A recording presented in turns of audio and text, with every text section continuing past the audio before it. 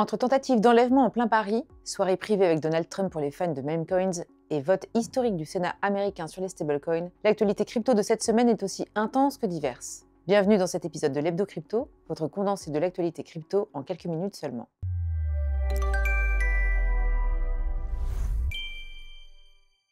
Selon un article de BFM TV publié ce 16 mai, une tentative d'enlèvement a visé des proches de Pierre Noizat, le fondateur de la plateforme française Paymium, l'un des pionniers de la crypto en France. Le 13 mai, dans le 11e arrondissement de Paris, 2 adultes, dont une femme enceinte et un enfant, ont été ciblés en pleine rue. L'une des victimes est la fille de Pierre Noizat, et d'après l'article, l'agression serait liée à sa notoriété dans le secteur crypto. Sa fille va aussi bien que possible et son gendre s'est héroïquement interposé avec l'aide des voisins pour faire échouer la tentative. L'un d'eux a même utilisé un extincteur pour repousser les agresseurs. L'arme utilisée s'est révélée factice. Noizat déclare à BFM être serein, mais pas inconscient des risques, précisant qu'il est exposé depuis 15 ans à des menaces potentielles. Il pointe aussi la responsabilité des pouvoirs publics, dénonçant une inaction politique et espérant que cela ne se réduira pas à une opération de communication. Une enquête a été ouverte par le parquet de Paris, confiée à la brigade de répression du banditisme, avec 4 suspects filmés, tous masqués. Il s'agit de la 5e affaire d'enlèvement ou tentative liée à la crypto depuis 2023,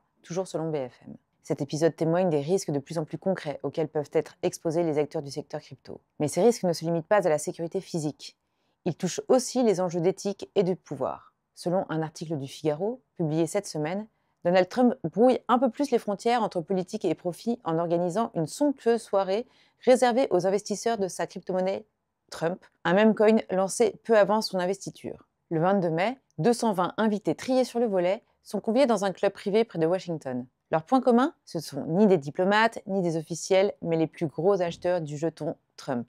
Les 25 plus gros détenteurs auront même le droit à un entretien privé avec le président américain et à une visite exclusive de la Maison-Blanche. L'événement est présenté comme l'invitation la plus exclusive au monde par ses organisateurs. Ce mélange entre intérêt privé et pouvoir présidentiel fait réagir. Des sénateurs américains comme Elizabeth Warren dénoncent une forme de monétisation de l'accès à la présidence, mettant en garde contre des conflits d'intérêts. C'est dans ce climat de controverse croissante entre acteurs privés, institutions politiques et marchés crypto que les États-Unis viennent d'adopter une législation de rupture pour tenter de poser un cadre juridique plus clair. Le 19 mai 2025, le Sénat américain a adopté une législation majeure pour le secteur des crypto-monnaies, le Genius Act, acronyme de Guiding and Establishing National Innovation for US Stablecoins. Comme le rapporte BFM TV, ce texte représente la première avancée législative d'ampleur dans l'encadrement juridique des stablecoins aux États-Unis, un marché actuellement estimé à environ 250 milliards de dollars. Le Genius Act impose plusieurs obligations clés aux émetteurs de stablecoins. Il leur est désormais requis de détenir des réserves en actifs liquides et sûrs, notamment des bons du Trésor américain,